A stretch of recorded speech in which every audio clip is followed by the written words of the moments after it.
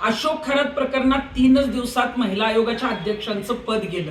माझी सुनेत्रा पवारांना विनंती आहे की आपण या पक्षाच्या राष्ट्रीय अध्यक्ष आहात आणि अशा व्यक्तीला आपल्या प्रदेशाध्यक्ष पदावरून जे आहे ती तातडीनं हकालपट्टी आता करणं गरजेचं आहे।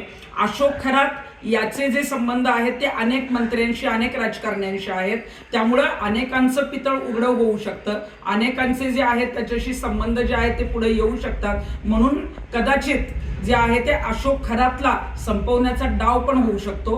काल काही पीडितांचा फोन मला नाशिकमधून आलेला होता आणि त्यांनी सांगितलं की 24 तारखेपर्यंत जी आहे ती पोलीस कस्टडी अशोक खरातला मिळालेली आहे, पण 24 तारखेला त्याला कोर्टात नेत असताना झटापटीत मारलं गेलं अशा पद्धतीचा जो आहे तो एन्काउंटर अशोक खरातचा होऊ शकतो आणि हे प्रकरण पूर्णपणे बंद करण्याचा जो आहे तो डाव आहे। त्यामुळे मला मुख्यमंत्र्यांना सांगायचं की अशोक खरातने इतकं काम केलेलं आहे, इतके लैंगिक शोषण केले की त्याला जे आहे ते असं तातडीनं संपवून चालणार नाही। त्याला प्रत्येक दिवस जो आहे ती सजा मिळाली पाहिजे आणि म्हणूनच अशा पद्धतीनं जर अशोक खरातला मारायचा डाव असेल तर मात्र तो उधळून लावला पाहिजे आणि मुख्यमंत्र्यांनी याच्यामध्ये लक्ष घालणं गरजेचं आहे।